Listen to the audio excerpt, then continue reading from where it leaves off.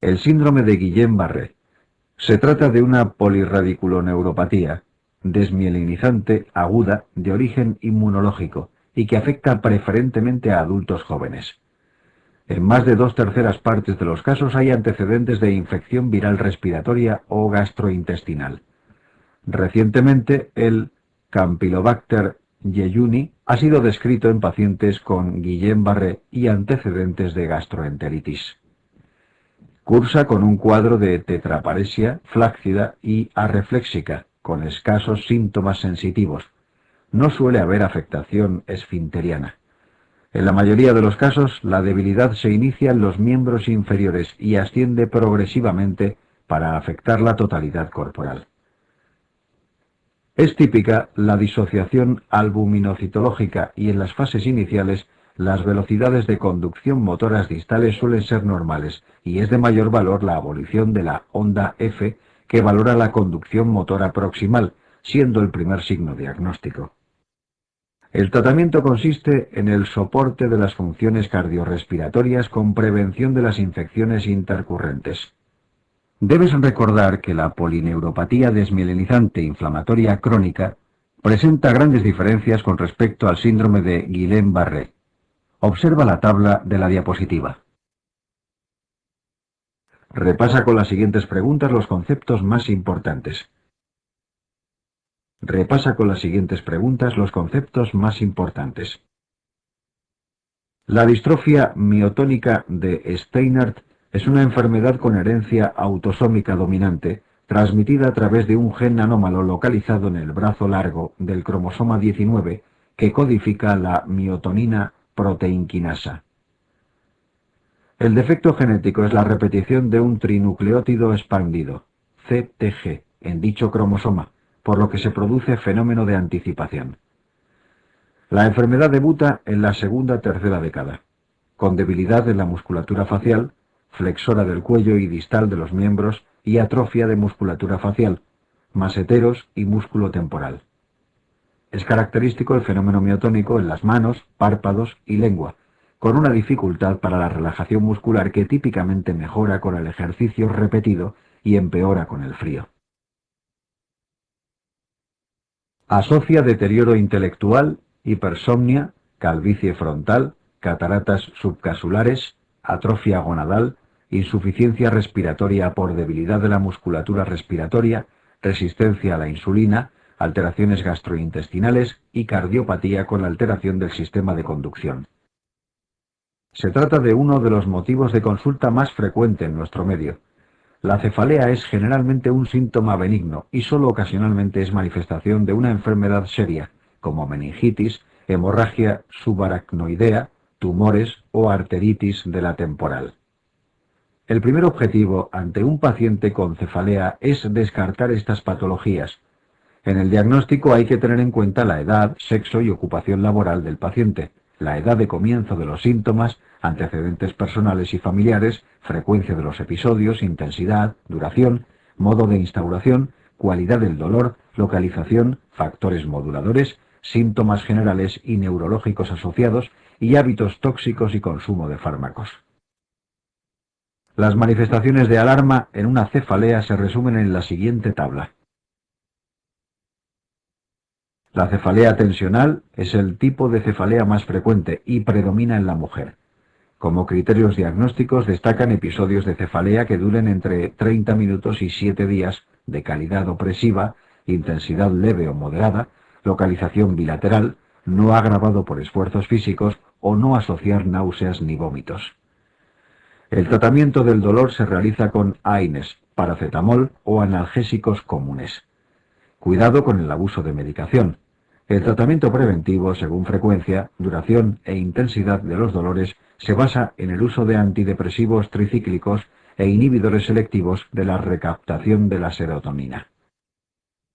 La mayoría de los pacientes presenta el primer episodio de migraña entre los 10-30 años y en el 60-75% de los casos son mujeres. Existe una predisposición hereditaria. Durante el episodio de migraña se ha demostrado por estudios de flujo sanguíneo regional una hipoperfusión cortical que comienza en el córtex visual y se extiende hacia adelante a una velocidad de 2-3 milímetros por minuto. A veces, la hipoperfusión persiste a pesar de haber cedido los síntomas. Es posible que la migraña represente una perturbación hereditaria de la neurotransmisión serotoninérgica. La serotonina parece jugar un papel primordial en la patogenia de la migraña. Existen dos subtipos, la migraña sin aura y aquella que sí presenta aura. La migraña con aura o migraña clásica representa el 20%. Es una cefalea recurrente, de predominio hemicraneal y carácter pulsátil, que puede acompañarse de náuseas, vómitos, fotofobia y sonofobia, que dura entre 4 y 72 horas. Se precede de clínica de focalidad neurológica conocida como aura, siendo las manifestaciones visuales las más frecuentes en forma de escotomas centelleantes, visión borrosa, defectos hemianópsicos o espectro de fortificación, aunque también puede haber síntomas motores o sensitivos. Preceden a la cefalea en 15-30 minutos y habitualmente desaparecen minutos antes de comenzar la cefalea. La migraña sin aura o migraña común representa el 75% de las migrañas. Consiste en cefaleas de análogas características a las descritas en la migraña con aura, pero sin clínica de focalidad neurológica, precediendo o acompañando a la cefalea. Ambos tipos de migraña pueden ocurrir en el mismo paciente. Entre los episodios de migraña el paciente puede tener cefaleas tensionales. Las crisis se pueden desencadenar por diversos factores dietéticos, ambientales, psicológicos, hormonales y farmacológicos. El tratamiento farmacológico está indicado especialmente cuando la cefalea es de suficiente intensidad como para alterar las actividades de vida cotidiana. En ataques leves moderados está indicado el uso de fármacos antiinflamatorios. Los analgésicos se deben tomar inmediatamente al inicio de la cefalea y se repite la dosis cada 4 a 6 horas. La administración de metoclopramida o domperidona no solo mejora las náuseas o los vómitos, sino que además facilita la absorción de los analgésicos. Junto al tratamiento analgésico se debe descansar si es posible en lugar oscuro y silencioso. Para cefaleas moderadas severas, se considera que la terapia de elección son los triptanos, fármacos agonistas de receptores serotoninérgicos con acción vasoconstrictora y de disminución de la inflamación alrededor de los vasos. Estos fármacos están contraindicados en caso de cardiopatía isquémica e hipertensión arterial no controlada. La ergotamina es una alternativa terapéutica a los triptanos en caso de migraña moderada severa. Las enfermedades de la placa motora incluyen fundamentalmente la miastenia gravis, trastorno postsináptico, y el síndrome miasténico de Eaton-Lambert, y botulismo, trastornos presinápticos. La miastenia gravis se trata de un trastorno autoinmune que cursa con debilidad y fatigabilidad de la musculatura esquelética. Globalmente afecta más frecuentemente a mujeres, puede darse en todos los grupos de edad, con un pico de incidencia en las mujeres entre la segunda y tercera décadas, y algo más tardío en los hombres. En un 85-90% de los casos existen anticuerpos dirigidos contra los receptores nicotínicos de acetilcolina. Estos anticuerpos actúan de tres maneras: bloquean el receptor de acetilcolina, promueven su endocitosis y posterior destrucción, y activan el depósito de complementos sobre la membrana postsináptica con la consiguiente destrucción de los receptores y el aplanamiento a largo plazo de los pliegues del receptor postsináptico. El timo parece jugar un papel importante en la génesis de la respuesta autoinmune, dado que es anormal en el 75% de los pacientes. Cursa con debilidad y fatigabilidad muscular de distribución típica, sin alteración de otras funciones neurológicas. Las características que marcan el diagnóstico de esta enfermedad son el carácter fluctuante de la debilidad, con empeoramiento tras el ejercicio y mejoría con el reposo o el sueño. La afectación de la musculatura craneal, preferentemente la extraocular, con ptosis y diplopía. La respuesta clínica a los fármacos colinérgicos es importante en el diagnóstico. En general, los medios terapéuticos disponibles son 4. Mejorar la transmisión neuromuscular con anticolinesterásicos.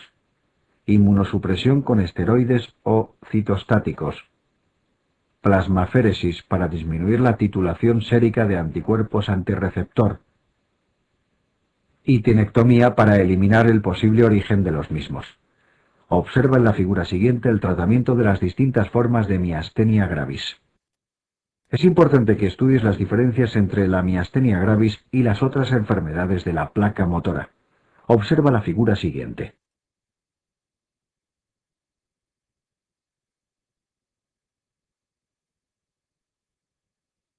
Es importante que estudies las diferencias entre la miastenia gravis y las otras enfermedades de la placa motora.